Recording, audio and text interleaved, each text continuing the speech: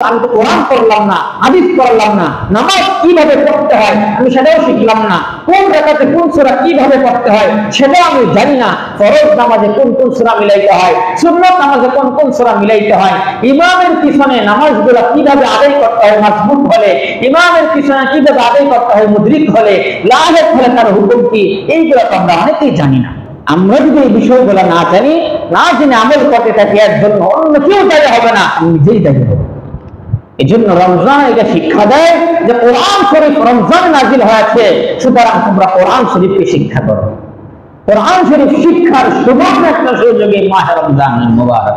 আমরা যদি মারা যাই, মারা যাওয়ার পরে আল্লাহ পাক যদি জিজ্ঞেস করেন যে দুনিয়ার সব কিছু করলাম, টাকা উপার্জন কিভাবে করতে হয়, চাকরি কিভাবে করতে হয়, সংসার কিভাবে চালাইতে হয়, সমাজে কিভাবে চলতে হয়, দোকানদারে কিভাবে করতে হয়, সব শিখলা, কাস্টমারের সাথে কিভাবে কম্প্রোমাইজ করতে হয়, কথা বলতে হয়, কিভাবে কাস্টমার জমাইতে হয়, সব শিখলা, চাকরি কিভাবে লং টাইম করতে হয়, সব শিখলা।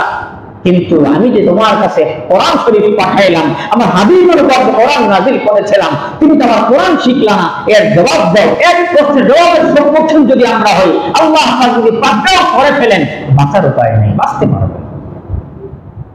এজন্য এই রমজানুল মুবারক কোরআন শরীফ নাজিলের মাসে আমরা সবাই কোরআন শরীফ শিক্ষা করব ইনশাআল্লাহ। এখন যদি বলি না, মনে থাকে না বা সময় পাই না, এটা আমার ব্যর্থতা, এটা আমার ব্যর্থতা। মনে থাকবে, আমার লক্ষ লক্ষ টাকার হিসাব মনে থাকে, কার কাছে কত টাকা পাই সব মনে থাকে, কোন জায়গায় কি রাখছি তার মনে থাকে।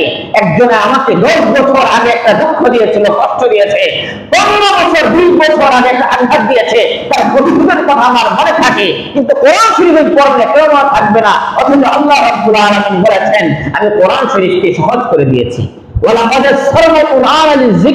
আমি কোরআনকে সহজ করে দিয়েছি যেন তোমরা পড়তে পারো, যেন তোমরা বুঝতে পারো, যেন তোমরা অনুধাবন করতে পারো। আল্লাহ পাক যে বিষয়ের কথা বলেছেন আমি সহজ করে দিয়েছি, আমরা এটা কঠিন মনে করতেছি, যে বিষয় আমাদের কাছে সহজ না আমরা এটাকে সহজ মনে করতেছি। আল্লাহ রাব্বুল আলামিনের হাবিবের কাছে কোরআন নাযিল হয়েছে, রাসূলের জিন্দেগিতে কোনো অপরাধ নাই, কোনো গুনাহ নাই, কোনো অন্যায় নাই, আগেও নাই পরেও নাই। রাব্বুল আলামিন কোরআন শরীফের মধ্যে বলে দিয়েছেন, ইন্না ফাতাহনা লাকা ফাতহান মুবিনা লিয়াগফিরা লাকাল্লাহু মা তাকাদ্দামা মিন যামবিকা ওয়া মা তাআখার। এই হাবিব, আমি আপনার সামনে এবং পিছনের সব মাফ করে দিলাম। সুবহানাল্লাহ। আমরা কি এমন হতে পারবো? আরে নবী তো কোরআন কথা, সাহাবায়ে কেরামের মধ্যে একজন আপনা থেকে আপনা একজন সাহাবী, সর্বনিম্ন একজন সাহাবীর ঘোড়ার পায়ের ধুলির সমান আব্দুল কাদের জিলানী হতে পারবে না, কোনো ওলিও হতে পারবে না। সাহাবীর মর্যাদা উপরে, নবীর পরে সাহাবীর মর্যাদা, সাহাবীর পরে পুরা ওলিয়ার মর্যাদা। এই জন্য আমরা যারা আছি কোরআন শরীফ শিক্ষা করব। আল্লাহ রাসূল সাল্লাল্লাহু আলাইহি সাল্লামের কাছে যখন কোরআন নাযিল হইতো, রাসূলুল্লাহ সাল্লাল্লাহু আলাইহি সাল্লাম এত বেশি পরিমাণে কোরআন পড়তেন, সারা দিন খালি জিহ্বা নাড়াইতেন, সারা দিন খালি পড়তেন, পড়তে ঘুমায়া যাইতেন, রাত নাই দিন নাই সব সময় পড়তেন, রাতে উঠে পড়তেন। আল্লাহ রাব্বুল আলামিন বলেন, ও আমার বন্ধু, আপনি কোরআনের জন্য তো কষ্ট করেন, আপনি কোরআনকে মুখস্থ করার জন্য এত বেশি পরিশ্রম করেন, আপনার তো পরিশ্রম করার দরকার নাই। لا تحرك به لسانك لتهجر به إن علينا جمعه وقرآنه। আল্লাহ রাব্বুল আলামিন বলেন, لا تحرك به لسانك, আপনি আপনার জিহ্বাকে এত নাড়ায়েন না, আপনি এত বেশি করেন না, আপনি এত বেশি কষ্ট করেন না। لا لسانك لتهجر به إن علينا جمعه وقرآنه। আমি আল্লাহ রাব্বুল আলামিন দায়িত্ব নিলাম, এই কোরআনকে আমি আপনার সিনার মধ্যে জমা করে দেব। সুবহানাল্লাহ। এটা তো আল্লাহর রাসূলের ব্যাপারে আল্লাহ বলেছেন যে আমি জমা করব আপনার সিনার মধ্যে, আপনি তো কষ্ট করেন না। আর আমাদের কষ্ট তো কোরআনের পিছনে নাই, আমাদের কষ্ট কোরআনের পিছনে আছে, আমাদের কষ্ট কোরআনের পিছনে না, আমাদের কষ্ট দুনিয়ার পিছনে। এক কথায় ব্যবসার পিছনে, চাকরির পিছনে, বাড়ির পিছনে, নারীর পিছনে, সন্তানের পিছনে, গাড়ির পিছনে, সমাজের পিছনে, সব কিছুর পিছনে আমাদের চেষ্টা এবং আমাদের মেহনত। কোরআনের পিছনে আমাদের কোনো মেহনত নাই। এটা আমরা নিজেরা দলিল করতে পারবো। রমজান মাস চলতেছে 24 ঘন্টার ভিতরে আমি কোরআন শরীফ পারি অথবা না পারি, 24 ঘন্টার ভিতরে আমি কতটুকু সময় কোরআনের জন্য দিলাম, পারি অথবা না পারি, পারলে কতটুকু সময় দিলাম, না পারলেও শিক্ষার জন্য আমি কি পরিমাণ কোরআনের পিছনে সময় দিলাম, অথচ কোরআন নাজিলের মাস চলতেছে। আর আল্লাহর রাসূল যাকে আমরা মহব্বত করি, যাকে আল্লাহ রাব্বুল আলামিন মহব্বত করেন, যার জন্য আল্লাহ পাক সব কিছুই সাজাইলেন, যিনি সবার আগে জান্নাতে যাবেন, যার কাছে জান্নাতের চাবি থাকবে, যার আগে কোনো নবী এবং রাসূল জান্নাতে প্রবেশ করতে পারবে না, উনি এই কোরআনের জন্য মেহনত করতে করতে জীবন শেষ করে দিয়েছেন। নিজের মাতৃভূমিতে থাকতে পারলেন না, নিজের ঘর পর্যন্ত ছাড়তে হলো কোরআনের জন্য। কোরআনের জন্য কোরআনের দাওয়াত দিতে যায় নিজের ঘর বাড়ি সংসার সব ছাড়লেন, দেশটা পর্যন্ত ছাড়লেন, দেশে থাকতে দিল না, দেশ থেকে তাড়ায় দিল। আর আমরা কোরআন শিক্ষার জন্য আমাদের কোনো বাধা নাই, সামাজিক কোনো বাধা নাই, পারিবারিক কোনো বাধা নাই। আমাদের বাবা মুসলমান, মা মুসলমান, ভাই মুসলমান, বন্ধু মুসলমান, সমাজ মুসলমান, দেশ মুসলমান, রাষ্ট্র মুসলমান। নামাজে বাধা নাই, কোরআনে বাধা নাই, জিকিরে বাধা নাই, কোথাও কোনো বাধা নাই। প্রয়োজনে সব জায়গা থেকে ইবাদতের জন্য আমাদেরকে সহযোগিতা করা হয়, ঠিক কিনা? সামাজিক ভাবে সহযোগিতা করা হয়, পারিবারিক ভাবে সহযোগিতা করা হয়। একজন লোক নামাজ পড়ে না, সেও আপনাকে নামাজের জন্য সহযোগিতা করে। একজন লোক কোরআন পড়ে না, সেও আপনাকে কোরআনের জন্য সহযোগিতা করে। একজন হিন্দু লোক, সেও নামাজকে শ্রদ্ধা করে। একজন হিন্দু লোক, সেও রোজাকে শ্রদ্ধা করে, রোজাকে সম্মান করে।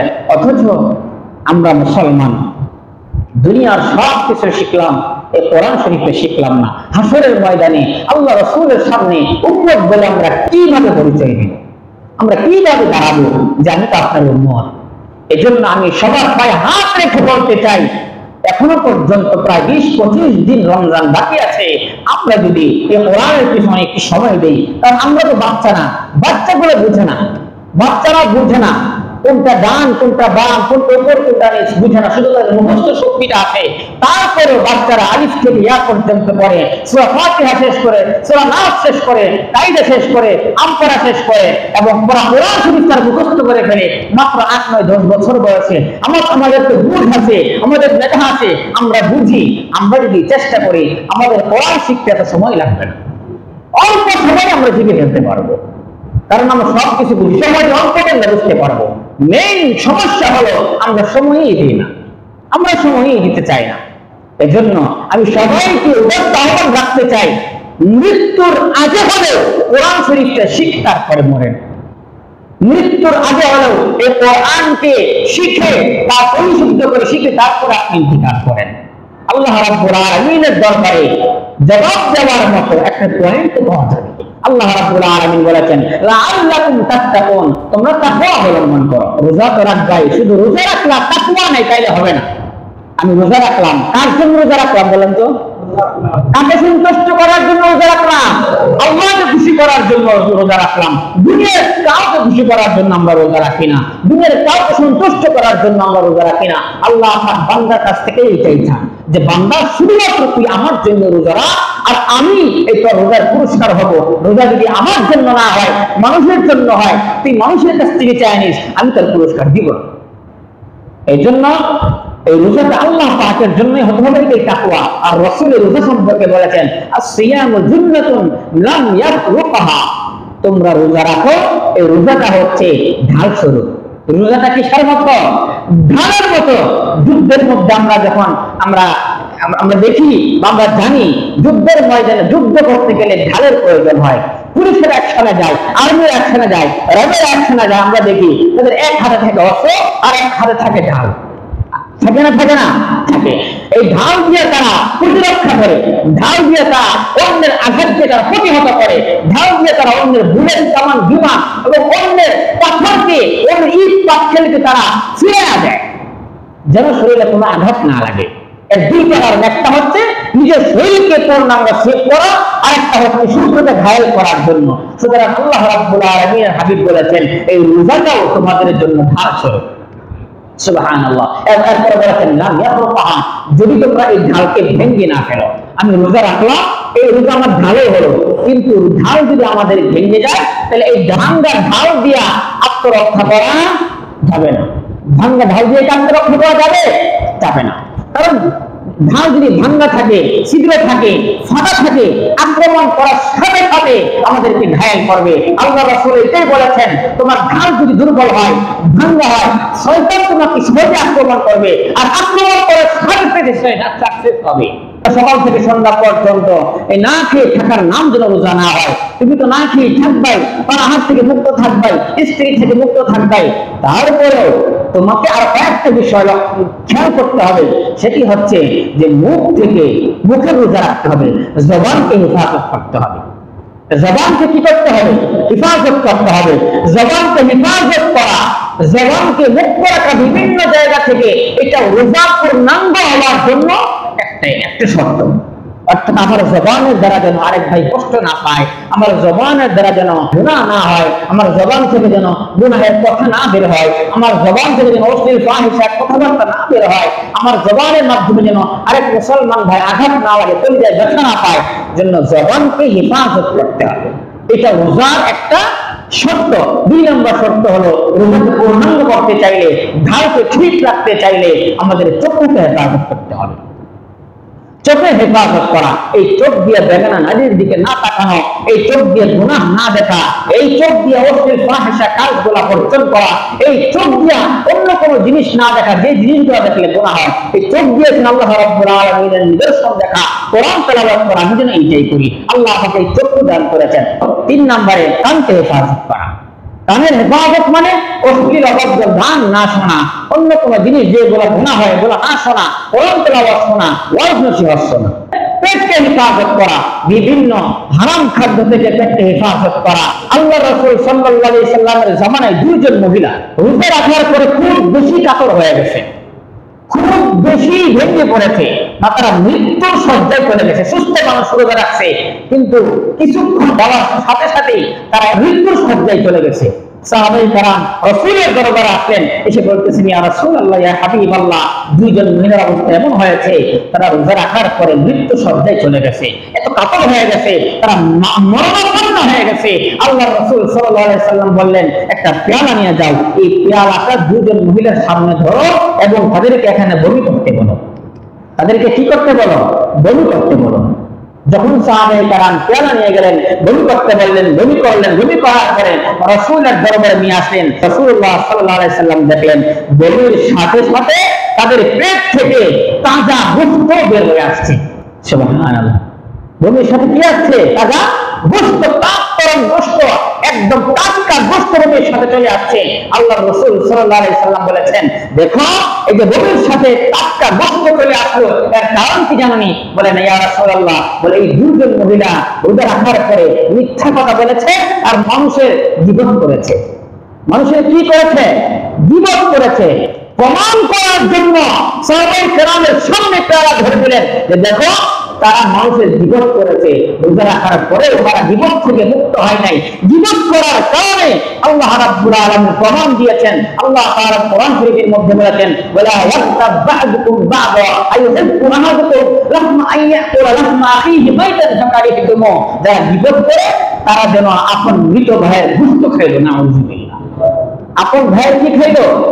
গোশত খাইল। লাহমা আখিহি মাইতান, আপন মৃত ভাইয়ের তারা গোশত ভক্ষণ করলো। এই যে আল্লাহ পাক যে বলেছেন গীবত করলে গোশত খায়, এটা প্রমাণ তারা জ্যান্ত ভাইয়ের গোশত যেন খাইলো। পেট থেকে তাদের গোশত কাটতে গোশতটা চলে আসছে। নাউযুবিল্লাহ। এই জন্য আমাদেরকে এই গীবতকে পরিহার করতে হবে, এই মিথ্যাকে পরিহার করতে হবে, বিশুদ্ধ রোজা রাখতে হবে। আমরা সবাই বিশুদ্ধ রোজা রাখতে পারবো ইনশাআল্লাহ। অনেকেই বলে যে সাহারি না খাইলে রোজা হবে না। আমি যখন এই বাসার থেকে মসজিদে আসতেছি, তখন রাস্তায় একজনে বলতেছে, আমি শুনলাম পিছন থেকে বলতেছে, সাহারি না খাইলে তো রোজাই হবে না। সাহারি খায় না, রোজা কিসের? না না, সাহারি না খাইলেও কি হবে?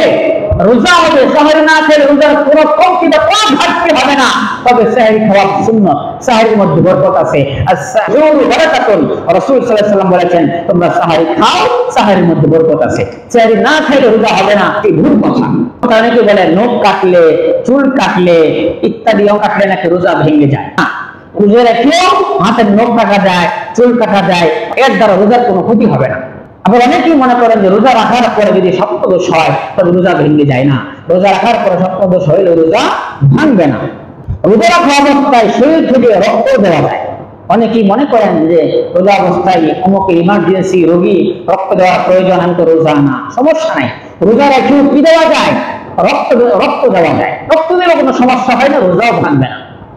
এজন্য আমরা সকাল থেকে সন্ধ্যা পর্যন্ত একমাত্র আল্লাহ রাব্বুল আলামিনকে খুশি করার জন্য রোজা রাখবো, তাকে সন্তুষ্ট করার জন্য রোজা রাখবো। রোজার যে ঢাল আছে, এই ঢাল যে আমাদের না ভাঙে, শয়তান যে আমাদের উপর বিজয়ী না হতে পারে, শয়তান যেন আমাদেরকে কাবু না করতে পারে, এই জন্য আমরা রোজা পূর্ণাঙ্গ রোজা রাখবো এবং তারাবি আদায় করবো ইনশাআল্লাহ।